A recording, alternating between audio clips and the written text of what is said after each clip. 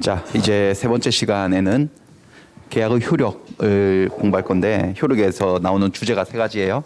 동시이행 항변권, 위험 부담, 제3자를 위한 계약. 세 가지인데 요거는 안 할게요. 요건 안 하고 다음에 하고, 동시이행 항변권하고 위험 부담 두 가지만 다룰 건데, 요 두 가지가 쌍무계약에서만 나타나는 특질, 편무계약에서는 생길 수 없는 문제라고 했습니다. 쌍무계약의 효력이다. 다시 한번 쌍무계약의 특질. 쌍무계약은 계약을 체결했을 때 양 당사자가 갑과 을이 서로 대가적 의미를 갖는 무엇을 부담하는 계약? 뭐죠? 채무. 그러니까 쌍방이 채무를 부담한다고 줄여서 쌍무계약이라고 해요. 쌍무계약. 이렇게요. 계약을 했는데 계약을 체결한 결과 계약에서 생기는 의무를 채무라고 해요. 서로 채무가 생기고 양 채무가 대가성이 있는 거야. 기브 앤 테이크. 그러면 이걸 쌍무계약이라고 하죠. 양 채무가 대가성이 있기 때문에, 대가관계에 놓여 있기 때문에 결련성을 띠게 돼요. 자, 우리 결련성이라는 단어는 유치권에서도 한번 나왔던 건데, 유치권이 성립하려면 물건하고 채권 사이에 결련성이 있어야 된다. 결련성은 단순한 관계 이상의 강력한 관련성을 얘기하죠. 그러니까 이 양 채무가 서로 운명 공동체다, 끈끈하게 연결되어 있다는 거죠. 결련은 세 가지 측면에서요. 성립상의 결련성, 이행상 결련성, 존속상의 결련성이라 그래요. 그냥 운명 공동체예요. 쌍무계약을 체결했는데 어떤 이유에 의해서 한쪽 채무가 성립하지 않으면 다른 쪽 채무도 성립하지 않아. 그게 성립의 문제.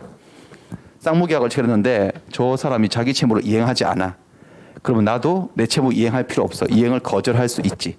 그 이행상의 결련성 문제가 바로 뭐다? 동시 이행의 항변권이고, 자, 이게 전부 다 공평의 사상입니다. 공평하잖아, 그게.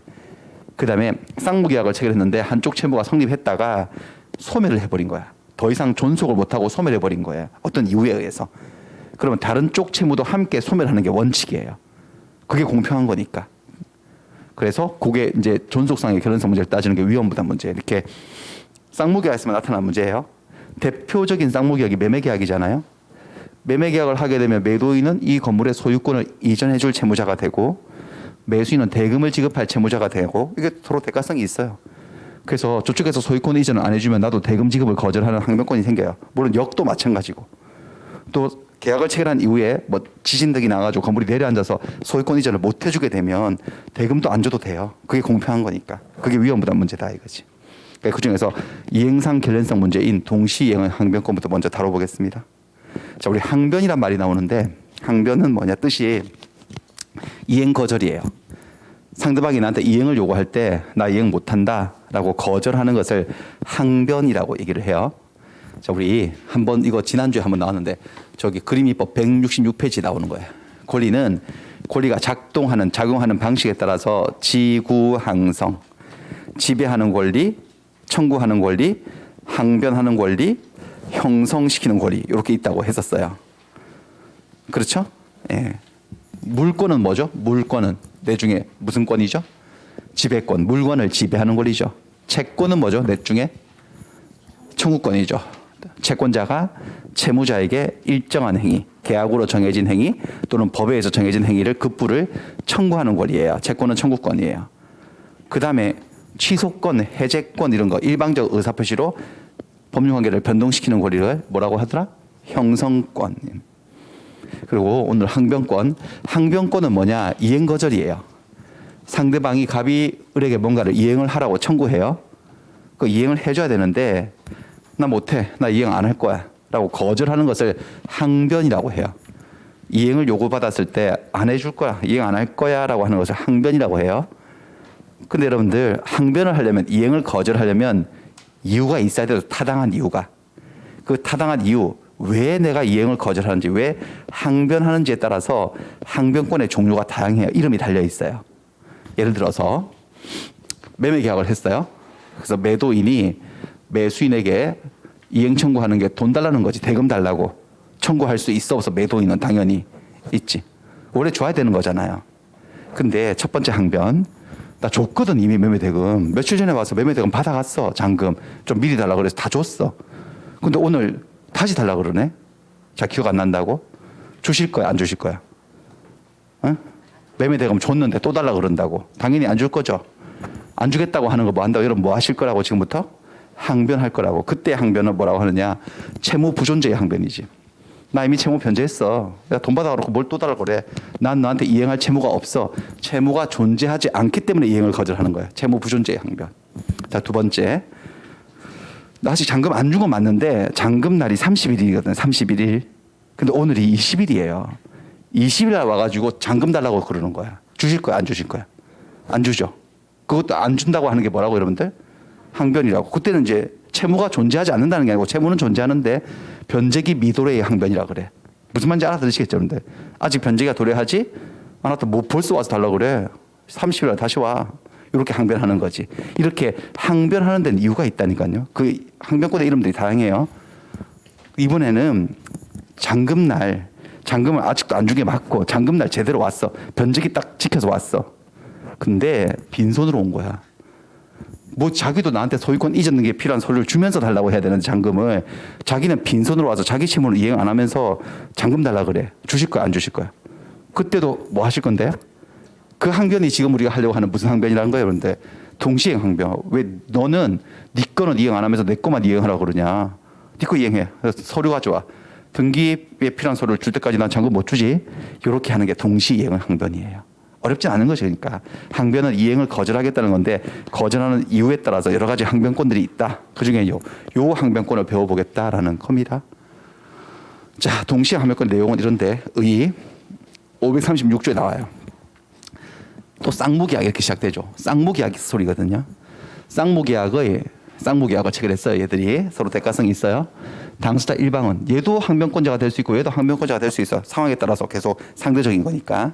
일방은 상대방의 채무를 이행을 제공해 줄 때까지 자기 채무, 내 채무 이행을 거절할 수 있고 이 이행 거절하는 것을 항변이라 하고 이때 항변의 이름이 뭐라고요? 동시 이행의 항변. 동시 이행을 위해서 항변하는 거지. 뭐 그렇습니다. 이게 동시행 항변이에요. 그러나 상대방의 채무가 변제되지 않을 때는 그렇지 않다. 뭐 그렇게 돼 있고요. 예를 들어서 매매계약을 했어요. 매매계약은 대표적인 쌍무계약이지. 그래서 이 채무하고 이 채무는 이행상 결론되어 있어서 동시 이행 관계인데 10월 1일에 계약했어요. 계약금 줬지 그날. 중도금도 줬어요. 15일 날. 오늘이 잔금 날이야. 잔금 날 잔금 치르면서 소유권 이전이니까 이제 현실적으로 얘기하면 이전 등기에 필요한 서류들을 주는 거지 매도인이. 이게 날짜가 같아요. 근데 매도인이 돈을 받으러 왔어. 잔금 받으러 왔는데 요거를 안 들고 온 거야. 자기 채무 이행을 하면서 이행하지 않으면서. 그리고 내 돈을 달래. 그러면 당연히 매수인은 거절하겠어 안 하겠어? 지급 거절하는 걸 두 글자로 뭐라 한다고요? 항변. 이 항변권이 이름이 하야 뭐라고요? 동시이행 항변이라는 거. 어렵지 않죠? 그러니까 동시이행 항변. 서류 가져와라. 그전까지 잔금 못 준다. 이렇게 하는 거지. 자, 동시이행 항변권이 성립하기 위해서는 세 가지 요건이 충족돼야 돼요. 이 세 가지 요건이 이 조문에 다 들어있어요. 첫 번째, 내가 동시에 이행하자는 것은 나만 채무가 있어, 상대방도 채무가 있어. 그러니까 동시에 하자지. 나만 채무가 있는 편무계약에서는 그 소리가 나올 수가 없지 절대로. 그래서 대가적 의미를 갖는 양채무가 존재해야 돼. 이런 계약이 대표적으로 쌍무계약이잖아요. 그래서 쌍무계약 스토리를 시작되는 거죠. 쌍무계약의 반대말이 뭐죠? 편무계약에서는 이 얘기가 나올 수가 없다니까. 동시에 이행할 건덕지가 없잖아요. 나만 이행하면 끝인데. 대가적 의미를 갖는 양채무가 존재를 해야 돼요. 자, 두 번째는 상대방 채무의 변제기가 도래해야 돼. 내가 왜 잔금을 거절하느냐? 상대방도 오늘 채무 변제기가 이행기가 되었어 안 되었어? 31일이니까 되었죠. 그러니까 내가 거절하는 거예요. 혹시 상대방 채무가 변제기에 있지 않을 때는 아직 변제기가 안 왔어. 내 채무만 변제기 도래했고 상대방 채무는 아직 변제기가 아니야. 이행할 때가 아니야. 그러면 나는 동시 이행을 위해서 이행을 거절할 수 없는 거지. 한마디로 내가 선이행 의무자라면 선이행을 해야 되지 동시 이행을 주장할 수 없다는 거죠. 이게 어디 있느냐? 자, 이행을 거절할 수 있다, 항변할 수 있다라고 하면서 그러나 단서 상대방의 채무가 아직 변제기에 있지 않을 때, 상대방은 아직 이행할 때가 안 되었다면 그러하지 아니하다. 그러하지 아니하다가 뭔 소리래? 앞에 말을 뒤집으면 되지? 앞에 말을 뒤집어 봐요. 거절할 수 없다, 항변할 수 없다는 거죠. 그러니까 항변권이 생기려면 상대방 채무도 변제기에 있어야 된다는 소리잖아요. 예를 들어서 오늘이 15일이라고 할까요? 15일이면 중도금 주는 날이야. 그럼 매수인의 중도금 지급 채무는 변제기가 도래했어 안 해서 오늘이 15일이면요. 했지. 근데 매도인이 등기소를 넣은 것 중에 아직 보름 남았거든. 그래서 매도인이 지금 중도금 달라고 그러고 있는데 아까처럼 등기소를 가져와라. 등기소를 줄 때까지는 중도금 못 준다고 항변하면 된다 안 된다? 안 되는 이유가 바로 이 문제잖아요. 상대방의 채무는 아직 변제기가 왔다 오지 않았다. 오지 않았으니까. 그러니까 잔금 지급과 소유권 이전은 서로 동시 이행의 관계이지만 중도금 지급과 소유권 이전은 동시 이행 관계예요. 선후 이행 관계예요. 선후 이행 관계. 선이행 의무를 지니고 있는 자는 동시 이행의 항변권을 행사를 못하는 거지 한마디로. 물론 나중에 예외도 배우시겠지만 일단 지금은 그런 원리만 이해하시면 되고. 세 번째요. 세 번째는 상대방이 자기 채무 이행이나 이행 제공을 하지 않는 거예요. 내가 거절하는 이유가 뭘까요? 내가 빈손으로 와서 그런 거지. 나한테 만약에 등기소를 주면서 돈 달라고 그랬다면 나는 거절할 이유가 없는 거죠. 자기 채무 이행이나 이행 제공을 하지 않아. 근데 여기서 보세요. 이행 제공. 살짝 다른 말인데. 보겠습니다. 여기 이 말은 뭐냐면은 요 얘기는 상대방이 그 채무 이행을 제공할 때까지 자기 채무 이행을 거절한대. 상대방의 채무 이행을 제공할 때까지 내 거를 거절하겠대. 그 말은 상대방이 자기 채무 이행을 나한테 제공을 지금 하고 있다는 거예요? 안 하고 있다는 거예요? 안 하고 있으니까 거절하는 세 번째 요건인 거예요. 여기서 이행이란 말과 이행의 제공이란 말은 살짝 다르거든요. 너무 자세하게 구별하실 필요가 없을 수도 있지만 어떨 때는 구별도 해야 돼요. 잘 보세요. 등기서류예요. 소유권 이전 채무. 등기서를 딱 준비해서 줬어. 깔끔하게 줬어. 뭘까요? 이행한 걸까요? 이행을 제공한 걸까요? 이행한 거예요. 완벽하게 이행한 거야. 이행은 그 급부의 실현을 완벽하게 한 거야. 이행한 거고. 두 번째 이행 제공은 뭐냐? 이행 제공은 이행을 한 게 아니고 이행에 필요한 모든 준비를 마치고 상대방에게 받으라고 독촉하는 거야. 그러니까 예를 들어서 등기소를 준비해서 눈앞에서 잘 보세요. 이거 어떻게 되는지. 잘 보셔야 돼. 집중적으로. 이렇게요. 살짝 흔들리는데 보이시나? 살짝. 흔들었어. 야, 돈 줘. 이거 가져가, 이거. 지금 이게 뭐 하고 있는 거라는 거죠? 이행을 제공하는 거야. 아시겠어요? 그러니까 이행의 제공은 이행하기 시간적으로 전 단계예요, 후 단계예요? 전 단계라니까. 아직 이행 안 한 걸 말하는 거야. 이행을 한 건 이행한 거를 말하는 거고 이행의 제공은 이행에 필요한 준비를 마치고 받으라고 독촉하는 걸 이행 제공이라는 거야. 아시겠어요? 근데 이행도 안 했고 이행 제공도 안 했다는 거잖아. 그러니까 얘는 아예 빈손으로 왔다는 거야. 나한테 등기소를 주지도 않았고 줄 액션조차 취하지 않고 있다는 거지. 그러면 내 채무 이행을 거절할 수 있다는 겁니다. 이해되셨나? 그 말을 바꾸면 혹시 얘가 등기소를 들고 와서 눈앞에서 이렇게 흔들었어요. 흔들었다 뭐 하면서 이거죠? 이행을 제공하면서 이렇게 표현하는 거죠. 하면서 나한테 대금 지급을 청구해요. 돈 달라고. 그럼 나로서는 이행을 거절하고 항변할 명분이 있어요? 없어요? 없어요. 받으면서 줘야 돼. 그러니까 뭐냐면은 이 동시이행의 항변권이라는 것은 상대방으로도 뭘 받으면 소멸하는 거지? 상대방이 자기 채무 이행을 뭐 하면요? 제공하면 항변권을 뭐 하는 거다? 소멸, 항변권 행사 못 하는 거예요. 요거 논리 아시겠어요?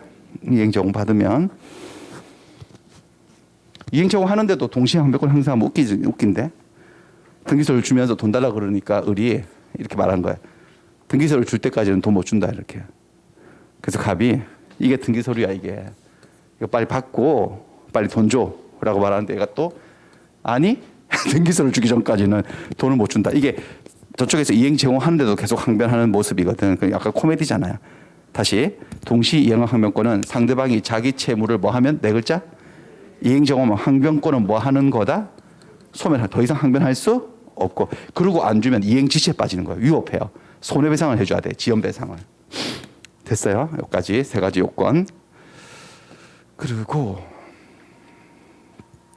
효력. 이런 세 가지 요건이 갖춰지면 항변권이 발생을 하는데 이 항변권에도 여러분들 연기적 항변권이에요. 항변권에 영구적 항변권이 있고 연기적 항변권이 있어요. 영구적 항변권은 영원히 이행 안 할 거야. 내 죽을 때까지 절대 이행 안 할 거야. 이게 영구적 항변권이고 연기적 항변권은 뭐뭐 언제까지만 이행을 거절하는 거지. 자, 동시이행 항변권은 영구적이지 않고 뭐라고요? 연기적이죠. 언제까지 거절할 수 있을까요? 상대방이 자기 채무 이행을 뭐 할 때까지? 제공할 때까지. 그러니까 언제든지 상대방이 등기소를 준비해서 가져와서 잔금 달라 그러면은 그때는 더 이상 거절이 된다 안 된다? 안 되죠. 그러니까 영구적으로 거절하는 게 아니고 일시적인 이행 거절 권능에 불과하다는 거죠. 항변권은. 상대방이 나한테 자기 채무 이행 제공하면 나도 이행해야 되는 거잖아요. 그렇죠. 자, 그다음에 실체법상의 효력. 이 항변권이 있으면 지체 저지효, 상계 금지효. 지체 저지효가 뭐냐면은 지체에 빠지지 않아 나는. 자, 지체가 뭐냐면 이행지체란 소리거든요. 자, 채무자가 채무 이행기에 이행을 하지 않고 이행기를 넘기면 이행지체에 빠져서 손해배상 책임을 져야 돼요. 뭐 그냥 쉬운 말로 돈 갚을 날짜에 돈 안 갚으면 이제 원금만 갚으면 돼요? 아니면 손해배상도 해줘야 돼요? 그게 이행지체로 한 손해배상 책임이거든. 근데 내가 만약에 왜 날짜를 넘기고 잔금을 안 줬냐? 매도인이 등기소를 구경도 안 시켜주니까 나도 잔금 지급을 거절하고 날짜를 넘겼어.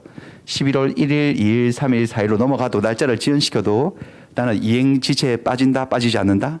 빠지지 않지. 동시 이행의 항변권이 있으면 지체에 빠지지 않고 지체가 저지된다는 거죠.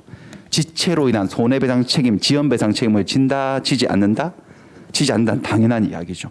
저쪽에서 등기소를 안 줬는데 내가 날짜를 넘겼다고 해서 내가 뭐 한다고 지연배상을 물어줘. 안 묻는 거지. 지체 저지효. 그다음에 동시 이행 항변권을 가진 사람은 상계당하지 않는다. 이거는 다음에 아주 나중에 하고. 그다음에 소송법상의 효력. 소송법상의 효력은 청구 저지효. 저쪽에서 나한테 혹시 자기 채무로 이행도 제공하지 않으면서 이렇게 소송을 걸어왔어요. 대금 매매대금 지급 청구 소송. 자기가 등기소를 안 줘서 내가 잔금을 안 준 건데 저 이상한 웃기는 매도인이 달라고 하면서 대금 지급 청구 소송을 걸어왔어. 이럴 때요. 이 막대 먹은 청구를 항변권이 뭐 할 수 있다는 거죠, 여러분들. 항변권이 있으면 저지 막을 수 있다. 청구 저지요. 어떻게 막느냐? 근데 항변권이 있으면 자, 소송이 딱 제기됐을 때 민사소송을 제기한 사람은 뭐라고 하죠? 원고. 소제기받은 사람을 피고라고 하죠. 피고인이라고 말하면 안 됩니다, 여러분들. 피고인은 형사소송에서 쓰는 말이에요. 죄수복 입고 죄를 지어서 사형에 처하느냐 마냐 이런 거예요. 민사소송은 대등한 두 사람이 싸우는 거기 때문에 원고와 피고라고 말하죠. 원고, 피고. 자, 그러니까 이렇게 소송이 딱 들어오면 을은 황당하겠지. 자기가 나한테 소유권 이전을 안 해주고 등기소를 안 주니까 나도 잔금 안 준 건데 근데 감히 나한테 소송을 걸어와? 그러면 이제 어떻게 해야 되냐면 얘는 법정에 가서 판사한테 동시 이행 항변권을 주장해야 돼요. 자, 소송에서 주장하는 걸 이렇게 표현해요. 읽어보세요. 뭐라고? 원용이라고. 원용. 주장한다는 거죠. 말을 해야 돼. 말을. 판사님, 저 인간이 웃기는 인간입니다. 저 사람. 내가 왜 잔금을 안 주겠습니까? 내가. 저 사람 자기는 등기소리도 안 주면서 잔금 달라고 그러는데 판사님 같으면 주시겠어요? 못 주지. 라고 이런 취지의 얘기를 해야 된다는 거죠. 주장을 해야 돼요. 동시 이행의 항변을 권을 행사합니다. 이렇게 동시 이행 그런 법률 용어를 구사할 필요는 전혀 없습니다. 그냥 그 사항을 얘기하면 판사가 알아듣습니다. 한 사람이 저 인간 웃깁니다. 미쳤습니다. 등기소를 안 주고 있는데 내가 안 줍니다. 이렇게 그렇게 말하면 그렇게 말하면 판사 귀에는 동시 항변으로 들립니다. 그냥. 그래서 주장을 하고 주장을 할 필요가 있어요. 만약에 주장하지 않으면 어떻게 되느냐? 이 여자가 판사가 물어보기까지 했는데 왜 잔금을 안 주시죠? 당신은? 근데 이 여자가 너무 기가 차서 이 상황이 기분 나쁘고 기가 차서 말을 안 했어. 판사가 어른이 알아서 잘 재판을 해주겠지. 그리고 평소 대답도 잘 안 해. 물어봐도. 학원 다닐 때도 대답 안 했어. 그때도 안 하고 가만히 있었어요. 판사가 물어봤는데 흥 이렇게 했어요. 주장하지 않고 원용하지 않잖아요. 판사가 자기 심증에 동시 항변권이 있겠네라고 싶어도 민사소송은요. 주장한 사실과 증명된 사실만 놓고 재판하는 거야. 판사가 직권으로 탐지해서 무슨 국민들을 어루만져 주는 게 아니에요. 민사소송은요. 게임이에요. 일종의. 그래서 주장하지 않으면 법원 판사가 직권으로 항변권의 존재를 인정하거나 고려할 수 없어요. 위법한 판결을 내리는 거야. 그래서 항변권이 있어도 주장하지 않으면 없는 거로 재판이 이루어져요. 피고 패소해버립니다. 피고는 원고에게 매매대금을 지급하라라는 패소 판결이 떨어져요. 그러니까 반드시 주장을 해야 된다는 거지. 주장을 하겠지. 뭐 있는 권리를 왜 주장 안 해요? 없는 권리도 만들어 주장할 판에. 그래서 막 말했으면 막 침을 튀어가면서 막 이렇게 막 판사님 저기 뭐 어떠고 저떠고 해서 동시에 항변을 했어요. 그런 취지의 말을. 그래서 알아들었어. 그래서 법원이 판사가 이를 인용하면, 원용은 주장한다는 말이고 판사가 그 주장을 받아들이는 걸 인용이라고 그래. 인용. 법원이 이를 인용하면, 인정하면, 아 그래 항변권이 있구나라고 인용하면 법원으로서는 어떤 판결을 내리느냐, 원고를 패소시키지 않아요. 그때도 원고 패소 판결을 선고하는 게 아니고, 원고 당신은 왜 등기소로도 안 주면서 장검 달라고 그래, 원고 청구 기각, 이렇게 패소 판결 내리는 게 아니고 판결 주문이 이렇게 나와요. 피고는 원고로부터 소유권 이전 등기의 서류를 교부받음과 상환으로 대금을 지급하라. 이게 뭐냐면 상환이행 판결이라고 해. 이런 걸 서로 상 바꿀 환, 서로 바꿔서 이행하세요. 그 뭔 소리냐, 피고도 이행하고 원고 너도 이행해라, 이렇게 되는 거지. 피고는 돈 주고, 아니죠, 돈 주고 원고는 등기소를 줘라. 원고와 피고에게 동시에 이행을 명하는 판결을 내려버리는 거죠. 이것을 상환이행 판결이라고 해요. 이것은 승소냐 패소냐 원고 입장에서 분석을 하면은 전부 승소한 것도 아니고 전부 패소한 것도 아니야. 자, 전부 패소는 원고의 청구를 기각한다, 이렇게 나오면 전부 패소예요. 그 다음에 피고는 원고에게 대금을 지급하라, 이러면 100% 승소야. 전부 승소야. 근데 이것도 저것도 아니고 막교환 판결이 나오는 거지. 요거는 이제 중간 판결, 일부 승소라고 해요. 일부 승소 이퀄 일부 패소지. 그러니까 완전히 패소로 하거나 완전히 승소하는 게 아니라 상환 이행 판결, 즉 일부 승소 판결이 선고가 된다. 동시에 이행을 명합니다. 이렇게 됐습니다. 뭐 이런 얘기들이에요. 이런 얘기들이 동시에 항변권이고, 자, 그 다음에 요 536조가, 자, 채권법은 우리가 지난주까지 했던 물권법 있죠. 물권법은 대체적으로 물권 법정주의의 영향 때문에 강행 규정적인 성격들이 많습니다. 법대로 가야 돼. 법대로 안 하면 계약 무효 처리되고 막 이렇게 되는 거. 그런데 채권법은 두 사람 사이의 문제이기 때문에 그 내용이 딱히 뭐 반사회적이거나 불공정하거나 강행 법규를 위반했거나 그런 것만 아니라면 거의 대부분 당사자의 의사를 존중해 주기 때문에 채권법에 나오는 규정들은 대체적으로 다 임의 규정이에요. 이 규정도 임의 규정이에요. 536조도. 그러니까 쌍무계약의 양채무는 무조건 동시에 이행을 해야 되는 법이요? 그 소리 아니에요. 동시에 이행하는 것이 보통입니다, 이 소리지.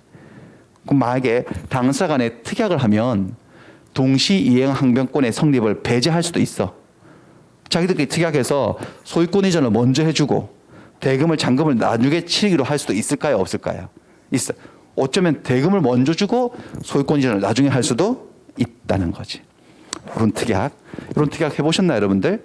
매매 계약을 할 때 매도인이 소유권 이전을 먼저 해주고 매수인이 대금 지급을 나중에 하기로 하는 선후 이행 특약을 할 수 있다, 없다? 그 특약은 유효하다. 그런 특약을 뭐라고 부르는지 아세요? 바깥에서? 그런 특약을 이렇게 부릅니다. 전문 용어로 외상이라고. 외상이 뭡니까? 외상이 물건 먼저 주고 매도인이 돈 나중에 주기로 하는 거잖아. 신용 믿고.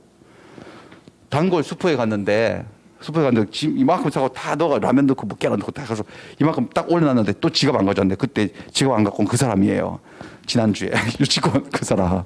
그 지갑 걸핏하고 안 가져오는데, 근데 세탁소 사장님은 외상 안 해줬잖아요. 유치권 주장했는데 슈퍼마켓 사장님은 괜찮거든요. 막 지갑 찾고 뭐 당황해 하니까 괜찮아요 하면서 가져가시라고, 나중에 외출하실 때 갖다 달라고 외상을 해줄 수도 있잖아요. 외상이 뭔데? 원래는 매도인은, 슈퍼마켓 사장님은 고객이 매수인이 돈을 안 주면 물건 그거 못 줍니다라고 할 수 있어, 없어요? 있잖아, 지금 배우고 있는 이거. 하지만 자기가 그걸 포기하고 그냥 동시에 한 번 포기하고 가져가시라고, 나중에 갖다 주세요, 돈 갖다 주세요, 이렇게 할 수도 있지 않습니까? 그렇습니다. 그래서 앞으로 외상을 신청하실 때 이렇게 말씀하세요. 슈퍼마켓 사장님한테, 사장님, 깜빡 지갑을 놓고 왔네.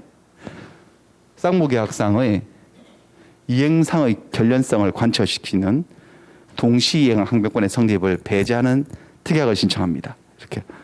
그렇게 말씀. 그러면 슈퍼마켓 사장님이 뭐요? 뭐랬어요? 잘 들으세요. 다시. 쌍무계약상의 이행상의 양채무의 이행상의 결연성을 관철시켜주는 동시이행 항변권의 성립을 배제하는 특약을 신청한다고요.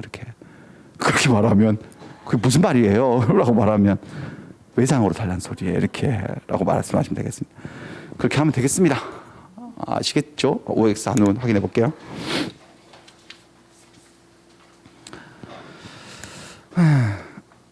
쌍무계약이 갖는 쌍무계약의 양채무는 서로 결련되어 있죠. 이행상 결련성, 한쪽이 이행 안 하면 나도 이행 안 해도 되는 거. 그게 바로 뭐죠? 무슨 항변권이에요? 동시항변권 성립하는 거지. 맞죠?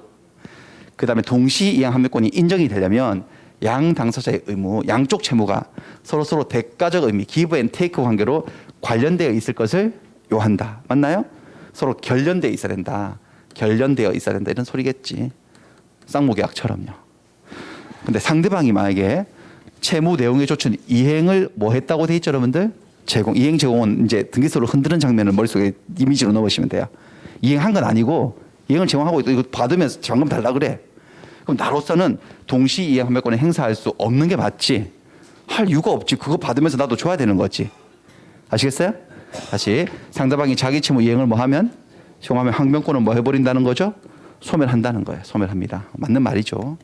지금부터 만약에 돈 안 주면 잔금 준비 못 해가지고 돈 안 주면 이거는 지체일까요? 지체가 아닐까요? 지체죠. 위법한 이행지체로서 손해배상 책임 날짜 하루씩 갈수록 지연배상 책임이 발생하게 됩니다. 자, 동시 이행의 항변권을 가진 채무자예요. 항변권을 가지고 있다는 것은 상대방이 자기 채무 이행을 제공 안 하고 있다는 거지. 그런 채무자는 상대방의 이행 제공이 없다면 상대방이 등기소를 구경도 안 시켜준다면 이행기에 잔금 날짜에 채무를 이행하지 않고 날짜를 넘겼다 하더라도 이행 지체에 따른 책임이 있어요? 없어요? 없죠. 이게 지체 저지효라고. 지체로 인한 손해배상 책임을 진다, 지지 않는다? 지지 않는다. 지체 저지효. 그다음에 동시 이행 항변권의 원용이 뭐라고요? 소송에서 뭐 하는 거? 주장하는 거. 당사자 주장을 안 했어. 물어봤는데도 안 했어. 그럼 법원은 그 인정 여부를 심리할 필요가 없죠. 또 심리해서도 안 돼요. 민사법원은 한쪽 편을 들면 안 되기 때문에. 맞는 말이에요. 그다음에 채권자의 이행 청구 소송에서 채무자가 주장했다. 주장 다른 말로 써볼까요? 뭐라고요? 원용한 동시 이행 항변권이 받아들여졌다. 법원이 받아들이는 걸 뭐라 한다고 여러분들? 인용했어요. 그러면 채권자는 패소 판결 100% 전부 패소 판결을 받게 되는 게 아니고 일부는 반쪽은 승소할 수 있어 없어요? 있어. 그게 뭐죠? 상환 이행 판결을 선고받게 됩니다. 동시 이행 항변권을 배제하는 당사 사이의 특약을 뭐라 한다고 전문 용어로 여러분들? 외상 특약은 무효인가요? 무효가 아닌가요? 무효가 아니고 외상도 할 수 있어 없어요? 있죠. 됐습니다. 여기까지. 자, 그다음에 그 내용들이 더 많은데 훨씬 더 많은데 좀 기본만 갖고 골격만 잡는 거니까 여기까지만 할게요. 그다음에는 위험 부담이에요. 자, 위험 부담은 법리 자체는 엄청 쉬워요. 쉽고 평이한데 그 상황을 위험을 누가 부담한다라는 말로 표현하기는 약간 훈련이 필요한 거지. 자, 위험 부담에 깔려 있는 사상은 저걸 해결하는 사상은 공평이에요. 민법의 기본 원리지. 공평하게만 그 상황을 생각하실 수 있다면 여러분들은 답을 찾는 건 어렵지 않은데 그 상황을 위험이란 적절한 법령으로 써서 구사할 수 있느냐 없느냐 그게 이제 훈련이 좀 필요할 뿐인데 이런 거예요. 위험. 자, 우리가 쓰는 그 일상 용어로서의 위험하고 여기서의 위험, 법률 용어로서의 위험은 다른 뜻입니다. 일상에서 쓰는 위험은 뭐지? 위험하지. 위험은 죽을 수도 있고 뭐 잘못하면 그 차도 옆에서 공 차지 마라. 차에 받치면 죽는다. 위험하다. 그런 위험이라면 여기 위험은 뭐냐면은 불능으로 인한 경제적 손실을 얘기해요. 불능, 이행할 수 없게 되었어. 그것 때문에 생기는 손실과 불이익을 위험이라고 한다고. 그걸 누가 떠안을 것이냐, 부담할 것이냐 문제예요. 그냥 우리 여러분 답이 그냥 머릿속에 다 있을 건데 공평하시니까. 여러분들이 집을 팔았다고 생각해 볼까요? 집을 샀다고 해야 되나? 어느 쪽이든 공평한 답이 나와야 되는데 서로 다른 답이 나오면 안 되는데 여러분들이 집을 파셨어. 집을 계약을 하셨어. 매매 계약을 했는데 매매 계약을 하고 이번 달 말일 날 소유권을 넘겨주기로 돼 있어요. 근데 중간 정도에 계약하고 소유권 넘겨주기 전에 지진 났어요. 그래서 여러분들 집이 내려앉아 버렸어. 못 주게 된 거지. 그럼 불가능해진 거죠? 불능이 되었어 안 돼서 이행 불능이 되었죠. 그것 때문에 손실이 생겨 안 생겨? 집이 내려앉았으니까. 그 누가 안을 거야? 여러분들이 떠안을 것이냐 매수인이 안을 것이냐 이 문제지. 여러분들이 집이 없어졌는데 돈을 받을 수 있냐 없냐 이 문제인 거지 그냥. 돈 주기로 했잖아 걔는. 근데 나는 집을 주기로 했지만 집을 못 주게 된 거잖아 내 잘못 없이. 난 됐고 난 못 주게 집이 없으니까. 돈은 지진 때문에 없어진 게 아니거든. 돈은 주려면 줄 수도 있는데 돈을 받을 수 있냐 없냐. 어떻게 생각하세요? 지진 나서 그러면 여러분 돈 받는 게 공평해? 못 받는 게 공평해? 못 받는 게 공평하다고 느끼시나? 됐네. 맞네요. 정답이네요. 못 받아요.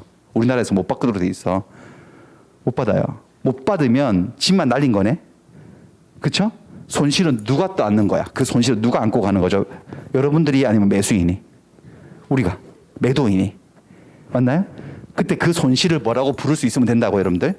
위험. 이 경우는 지진 나서 건물이 내려앉아 버리면 위험은 매도인이 부담한다, 매수인이 부담한다. 그렇게 표현하는 거예요.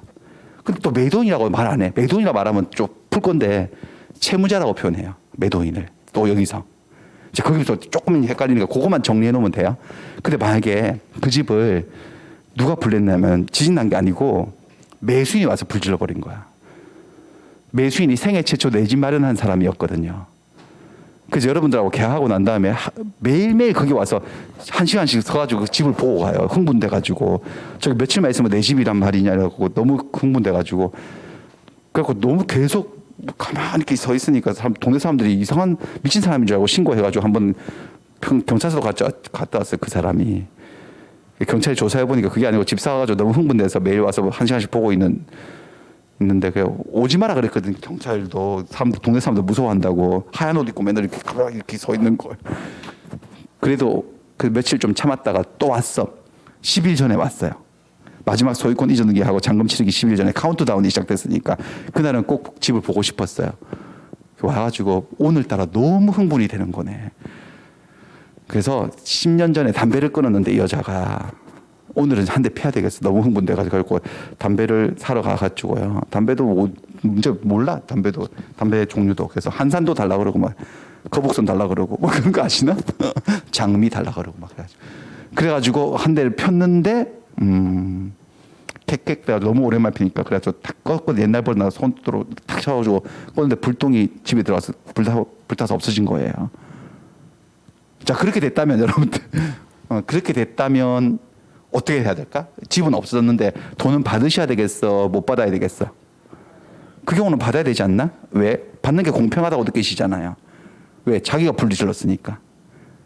그럴 때는 위험을 누가 부담하는 거야? 매도인이 아니면 매수인이? 매수인. 그리고 매수인을 채권자라고 불러 이때. 그거만 이제 그러니까 답을 맞추고 이걸 돈을 받을 수 있냐 없냐, 반대급부를 청구할 수 있냐 없냐 문제이기 때문에 그냥 공평하시기만 하면 말 알아듣고 공평하시기만 하면 답 찾는 거 쉬운데 매도인을 채무자, 매수인을 채권자라고 부르고 그 손실을 위험이라고 부르는 것만 아시면 되는 거거든요. 위험 부담이 뭐냐? 쌍무계약 이야기예요. 일방의 채무가 이렇게 쌍무계약을 했는데 소멸했어. 한쪽 채무가 두 채무 중에 한쪽 채무가 소멸했어. 없어진 거예요. 이때 상대방 채무는 어떻게 되느냐를 따져 들어가는 거예요. 둘 중 하나지 뭐. 둘 중 하나니까요. 같이 뭐 하든지 아니면 뭐 하든지. 뭐 둘 중 하나밖에 없을 거 아니겠어요.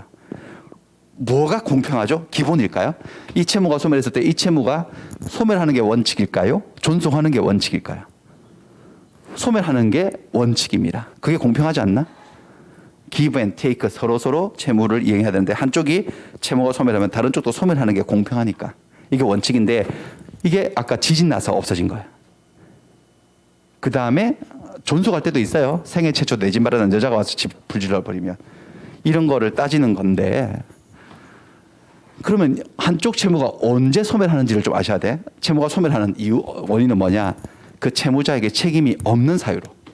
책임이 없다는 것은 잘못이 있다, 잘못이 없다?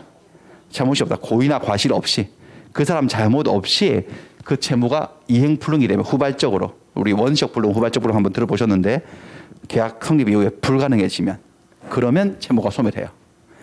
그 사람 잘못 없이 채무가 불능이 되면 이행할 수 없게 되면 채무가 소멸을 해요.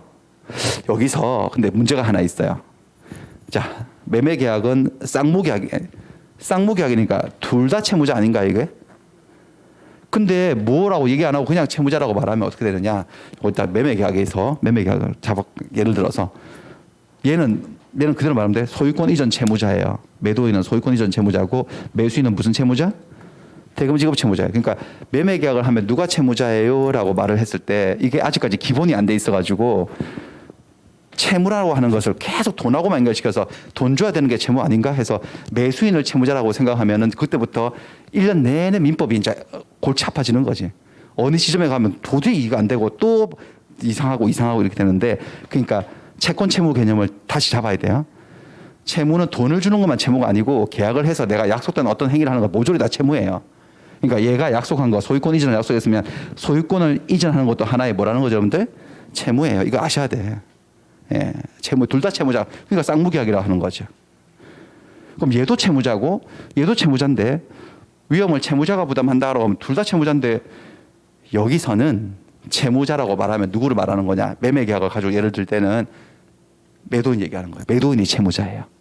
왜냐하면 이유를 잘 들으셔야 돼. 위험 부담은 불능의 썰이에요. 이건 여기는 채무자고 채권자라고 불러, 상대적으로 불능을 얘기하는 거야. 그러니까 어떤 채무, 일방의 채무가 이행할 수 없게 된 거예요. 그래서 채무가 소멸했을 때 상대방 채무가 어떻게 되는지를 따지는 건데, 자, 채무자가 채무를 이행하지 않는 것을 채무 불이행이라고 할 때 유형은 두 가지가 있어요. 이행이 가능한데 이행을 안 해주는 것을 뭐라고 한다? 이행 지체라고 해요. 이행이 불가능해서 못 해주는 것을 불능이라고 해요. 그런데 한 방에 딱 알아두셔야 돼. 금전을, 돈을 주는 채무는 불능이 없어요. 법에서. 돈을 주는 채무는 불능이 존재하지 않아요. 인정 안 해요. 자, 보세요. 돈이 엄청나게 많은데 돈을 안 줘. 그럼 이행 지체예요. 이행 불능이에요. 지체죠. 이행하는데 가능한데 안 해준 거예요. 돈이 한 푼도 없어서 돈을 못 주고 있어. 그거를 불능으로 생각하시면 틀린다는 거지. 돈이 한 푼도 없어도 돈은 빌려서 줄 수도 있어, 없어요? 있어요. 훔쳐서 줄 수도 있어, 벌어 줄 수도 있고. 그러니까 돈을 주는 채무는 불가능해서 법에서 인정하지 않아요. 무조건 돈 안 주는 것은 무조건 다 뭐다? 여러분, 돈이 있거나 없거나 다 뭐로 간다? 지체. 근데 위험부담 문제는 불능의 이야기는 스토리 오브 불능이에요. 그러면 매수인의 채무는 불가능에 존재하지 않아. 매수인도 채무자이긴 채무자인데, 대금지급 채무자인데 그 채무는 불능이 없다니까요, 절대로. 근데 매도인의 채무는 불능이 될 수 있어, 없어요? 불능이 될 수 있지. 이렇게 되면요. 지진 나서 내려앉아 버렸어. 그러면 소유권 자체가 절대적으로 소멸했으니까 소유권 이전은 불가능해지는 거지. 그래서 위험부담 문제는 한쪽 채무가 불능이 되어서 이 채무가 소멸했을 때 타방 채무를 따지는 것이어서, 매도인의 채무는 불능이 존재할 수 있지만 매수인의 채무는 금전지급 채무에서 불가능이 있을 수 없어요. 그래서 우리가 그냥 매매계약을 예를 들면서 위험부담의 얘기를 진행할 때 그냥 약속된 거지. 우리가 채무자라고 부르면 누구를 말하는 거지? 기준점이 매도인, 채권자, 상대적으로 채권자라고 부르면요, 매수인을 말하는 거지. 그 얘기가 적혀 있어요. 우리 거기 보시면은 적혀 있어요. 가볍게 설명돼 있어요. 깨알 같은 글씨로 사람 얼굴 밑에, 두 명의 밑에. 됐습니다. 그래놓고 이제 해보겠습니다. 그러면은 여기까지 사전 준비를 다 마쳤으니까. 그래서 지금부터는 매매 계약을 했는데 매매 계약 체결 이후에 채무자가 누구라고, 여기서부터는 매도인의 잘못으로 아니면 잘못 없이 이 채무가 불능이 된 얘기를 할 거예요. 그럼 경우의 수를 셋으로 나눴어요. 이 세 가지 경우는 전부 다 공통점이 얘 잘못은 없어. 집 분란돼 있어서. 그럼 얘를 기준으로 얘도 잘못이 있냐 없냐를 가지고 나눈 거겠지. 1번 경우는 쌍방에게 책임이 없대. 얘 잘못도 아니고 얘 잘못도 아니에. 채무자 잘못도 아니고 채권자 잘못도 아닌 경우. 2번, 3번은 채무자에게 잘못 없는 건 기본값인데 채권자에게 뭔가 잘못이 조금 있어, 약간. 그래가지고 이제 공평의 원칙을 적용하는 건데, 제일 첫 번째, 쌍방에게 책임이 없는 사유로 불능이 된 거. 자, 상상해 볼까요? 매매 계약을 체결했는데 요 집이 불났는데 매도인 잘못도 아니고 매수인 잘못도 아니래. 그 뭘까요? 주로 나오는 게 뭘까요? 천재지변이지. 지진으로, 해일로, 쓰나미로 집이 쓸려 내려갔다든지 꺼졌다든지, 지진에. 아니면 매도인도 매수인도 아닌 제3자의 방화로 건물이 내려앉은 것도 똑같은 거지. 되셨나요? 그래서 지진 났다고 할게요. 지진 나서 건물이 확 내려앉았다고 할게요. 이걸로 가겠습니다. 지금부터 여러분들이 이 채무가 어떻게 되는지 볼 건데, 지진 나서 건물이 내려앉으면 소유권 이전은 불가능해진 거죠. 자기 잘못도 아니야. 따라서 이 채무는 뭐 한다는 거죠? 소멸해요. 이 경우에 따지는 거지. 그때 이제 위험부담 문제는 너는 어떻게 되지 이거죠. 이 채무는 어떻게 되느냐라는 거예요. 여기서 여러분들이 생각하실 것은 공평이에요. 뭐가 공평할까요? 이 채무가 소멸했으면 둘 다 잘못 없으니까 이 채무도 뭐 하는 게 공평할 것 같은데? 함께 소멸하는 게 공평하지 않을까요? 맞죠?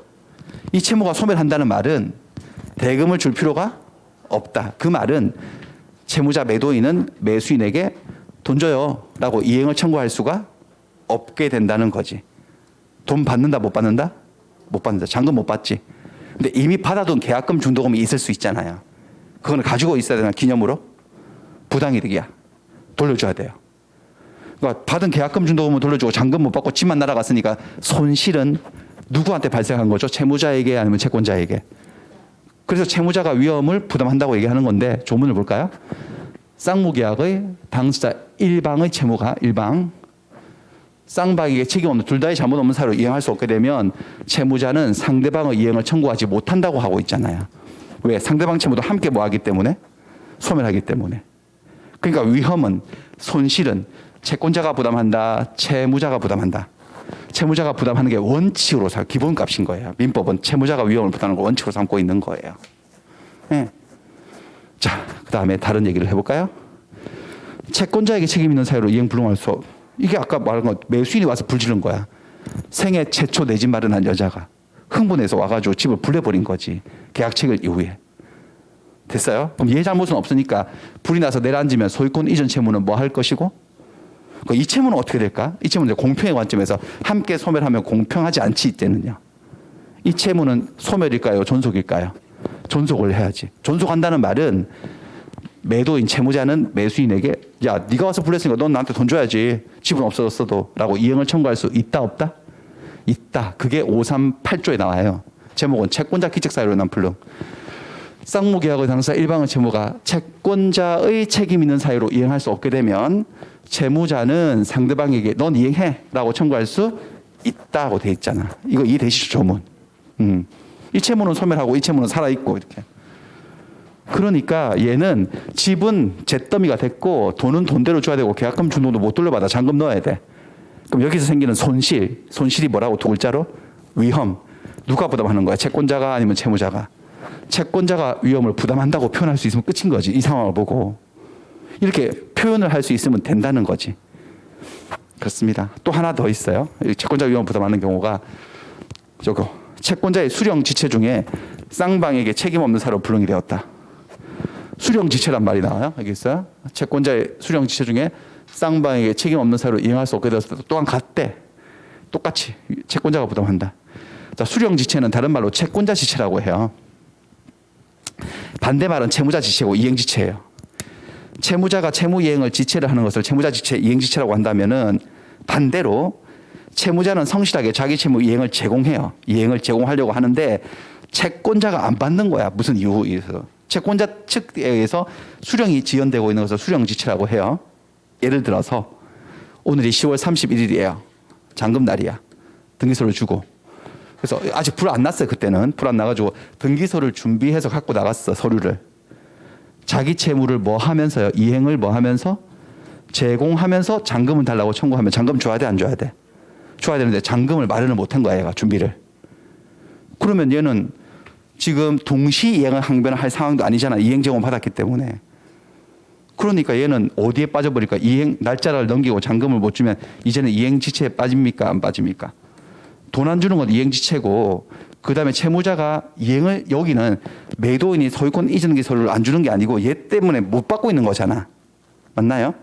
이거를 얘 입장에서는 채권자가 수령을 뭐 하고 있는 거죠? 지체. 채권자 탓이지 이거는요. 근데 매도인이 이왕 갖고 온 서류 주고 가진 않을걸요?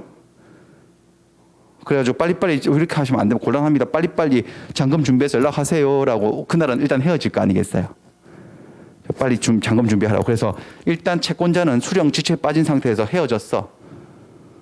그리고 잔금을 준비하려고 막 백방으로 노력하던 중에 그러다가 지진 나버린 거죠. 지진 나가지고 건물이 내려앉아 버렸어요. 원래 1번에서 아까 봤지만 쌍방이 책임 없는 사유로 불응이 된 위험은 누가 부담했었죠? 아까 원칙이 누구? 채무자가 부담하는 게 원칙이었잖아요. 근데 지금은 상황이 좀 다르지 않나? 지금 원래 약속한 날짜에 10월 31일 날 정상적으로 대금 치르고 소유권 이전 등기 해줬다면 매수인의 집이 되어서 왔을 지진 아닙니까 이거? 맞나요? 그러니까 지금은 누가 위험을 부담하는 게 공평할 것 같은데? 채권자가. 맞죠? 그러니까 지진이라 하더라도 채권자가 수령을 지체하고 있던 중에 지진이라면 돈을 줘야 돼, 안 줘야 돼, 얘는요? 그렇지만 그 얘기를 하고 있는 거예요. 이렇게 세 개로 나누어서. 되셨죠? 그러니까 결론을 맞추는 것은 어렵지 않은데 그 생각하면 많은데 자 여기서 왜 매도인을 채무자라고 말하는 거 둘 다 채무자인데 왜 매도인을 채무자라고 부르는지 또 그 손실을 위험이라고 부르는지 거기만 좀 트레이닝이 되고 익숙해지면은 괜찮아진다는 거지. 익숙해지면. 자기 공부를 좀 해야 되겠죠. 그러니까 여러분들 이게 좀 공부를 자기 시간을 투자해서 좀 해야지 내 것이 될 거예요. 그 다음에 이 규정들도 마찬가지로 강행 규정이 아니라 무슨 규정이다? 임의 규정이어서 이 법대로 안 해도 돼. 자 다시 한번 가볼게요. 지진이면 지진의 위험, 천재지변의 위험은 우리 민법에서는 채무자 부담으로 돼 있어, 채권자 부담으로 돼 있어. 채무자, 즉 매매계약이면 매도인 부담이야, 매수인 부담이야. 매도인. 지진 나면 돈 못 받도록 돼 있다고 우리 민법 537조에. 근데 그게 무슨 규정이 아니라는 거지? 강행 규정이 아니라 무슨 규정? 임의 규정이라서 혹시 지진 나서 건물 못 넘겨줘도 나 대금 줄게요. 지진의 위험은 내가 안고 가겠습니다. 위험은. 이렇게 갈 수도 있어 없어요? 있어. 그럴 수도 있지. 계약하는데 일본 뭐 브레이킹 뉴스 막 속보가 뜨고 일본에서 막 지진 나서 건물 무너지고 난리가 난 그게 막 보이니까 여자가 한마디 한 게 화근이었지. 아, 나는 일본 같은 나라에서 못 산다 무서워서 우리나라는 그래도 천만 다행이다. 지진은 안 나니까. 그 말을 딱 했는데 매도인이 아니 우리나라도 요즘 지진 잘 나요. 우리나라도 어떻게 될지 몰라. 조심해야 돼. 라고 말하니까 매수인이 그래도 저렇게 일본처럼 저렇게 지진 안 나잖아요. 그러니까 매도인이 날 수도 있지. 해서 막 그게 언쟁이 붙었네. 얘들이 둘 다 승부욕이 강해가지고 이제는 매매는 뒷전이야. 지진이 나냐 안 나가지고 언쟁이 붙어가지고 이 여자는 그렇게 지진 안 난 절대로 안 난다. 그냥 날 수도 있다. 그래서 이 여자가 입방정을 뜬 거야. 좋아요 사장님. 오늘 우리 계약하죠. 한 달 있다가 이렇게 이양할 건데 그 한 달 사이에 만약에 지진 나서 집 내려앉으면 내 돈 드리겠습니다. 이렇게. 돈 주겠다고 한 거야.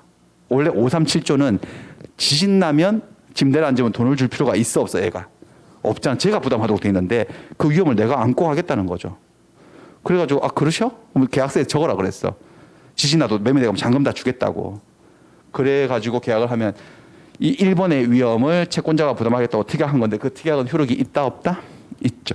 그래가지고 지진이 나버린 거지. 입방정을 들어가지고. 돈 줘야 돼 안 줘야 돼? 그렇단 얘기예요. 이해되시죠? 그렇습니다. 자 다시 자 위험부담 얘기 잘 보세요.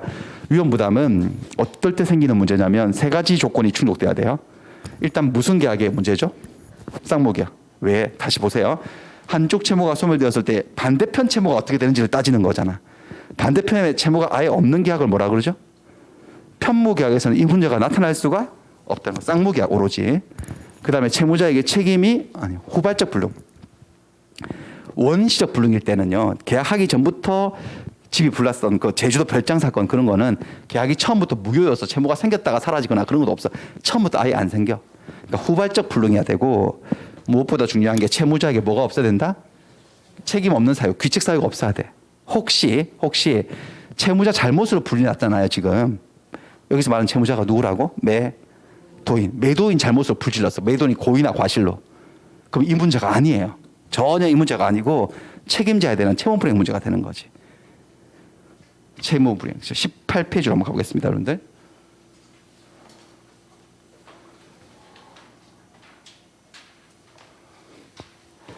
우리 18페이지는 초반에 우리 불능 얘기 공부할 때 계약이 효력이 생기려면 목적 실현이 가능해야 된다.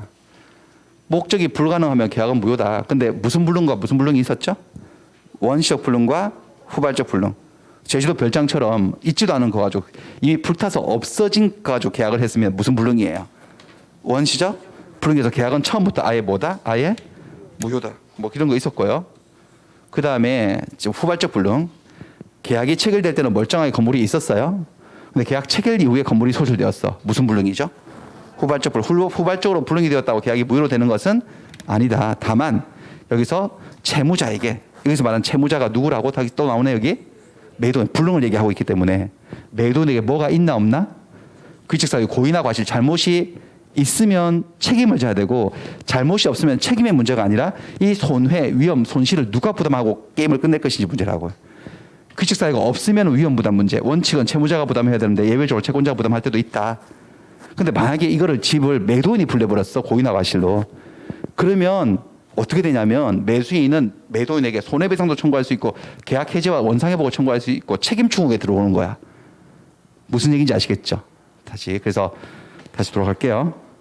위험 부담은 다시 무슨 계약 이야기다. 편무 계약은 아니고 무슨 계약? 쌍무 계약. 그리고 원시적 불능이 아니라 무슨 불능? 후발적 불능. 그리고 그 불능이 된 채무자에게 잘못이 있는 이야기, 없는 이야기. 없는 이야기다. 잘못이 있으면 위험 부담 문제가 아닌 거예요. 다른 문제로 법리로 해결되는 거예요. 그건 또 따로 배우기로 하고. 그렇습니다. 그래서 OX 한번 확인해 볼까요? 자, 8번. 편무 계약의 경우에는 원칙적으로 위험 부담의 법리가 적용되지 않는다. 맞죠? 무슨 계약에서만 적용되는 거다? 쌍무 계약. 이번에 잘 보세요. 채무자의 책임 있는 사유 이렇게 했어요. 귀책 사유. 고의나 과실로. 후발적 불능이 발생했다. 그러니까 매도인이 불질러 버린 거지. 계약하고. 그럴 때는 위험 부담 법리가 적용된다, 안 된다? 안 된다, 안 된다. 이건 채무 불이행 사태다 이거죠. 그다음에 매매 계약 체결 이후. 매매 계약은 쌍무 계약인가요? 맞죠? 그럼 체결 이후래요. 체결 전부터가 아니고 체결된 이후에 천재지변으로 매매 목적물이 건물이 멸실되었대. 그럼 일단 쌍무 계약인가 아닌가? 그 후발적 불능이네. 그리고 매도인 채무자에게 잘못이 없네. 딱 무슨 상황이죠? 위험 부담. 누가 부담하게 돼 있어? 이 천재지변의 위험은요. 매도인. 매도인은 채무자죠? 매도인. 그리고 어쨌든 위험 부담 법리가 적용이 된다. 맞죠? 매도인이 위험을 부담해서 매도인은 돈을 받을 수 있다, 받을 수 없다. 받을 수 없고 받은 돈은 부당이익이 되어서 돌려줘야 된다. 이런 거죠. 우리 민법은 둘 다에게 잘못이 없을 때는 기본값을 누가 부담하는 거로, 손실 부담하는 거로, 채무자가 부담하는 걸 원칙으로 삼고 있습니다.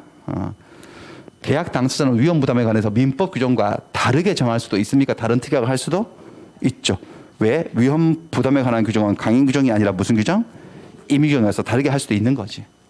자, 갑이 자기 소유 주택을 을에게 매도하는 계약, 매매 계약 쌍무 계약이에요. 체결한 이후에 후발적으로 소유권 을님이 인도해주기 전에 주택이 멸실되었으니까 쌍무 계약인데 후발적 불능이 된 거지. 주택이 태풍으로 멸실되었어요. 태풍이면 매도인 잘못이 아니고 매수인 잘못도 아니죠. 위험 부담이네. 그래서 갑은 을에게 돈 줘요. 대금 지급을 청구할 수가 있나 없나? 없죠? 혹시 13에서 갑은 이미 받은 계약금이 있다면 을에게 반환할 의무가 없나요? 있나요? 있지. 돌려줘야 되지. 이 상황을 보고 갑이 위험을 부담한다. 채무자인 갑이 위험을 부담한다고 얘기하면 되는 거예요. 그 다음에 13에서 만약에 태풍이 아니라 매수인, 채권자 을의 과실로 제가 매수인을 채권자라고 부르는 지칭하는 이유를 아시겠지? 주택이 멸실되어서 생애 최초 내 집 마련한 여자를 생각하시면 돼요. 담배 피다가 불질른 사람. 그러면 갑은 을에게 당신 돈 줘요 라고 청구할 수 있지. 누가 위험 부담하는 장면? 을이 채권자 을이 위험 부담하는 장면이에요. 자, 을이 채권자가 수령을 지체하고 있던 중에 갑과 을에게 책임 없는 지진 같은 사유로 주택이 소실되었다. 이때도 마찬가지로 누가 위험 부담? 채권자. 따라서 을에게 대금 지급을 청구할 수가 없나요? 있나요? 있지. 그러니까 어렵진 않아요, 이게. 이제 능숙해지면 되는 거지. 훈련을 통해서. 어렵진 절대 않은 거지. 됐어요. 여기까지. 이거 좀 쉬었다가 마지막 4교시로 하겠습니다.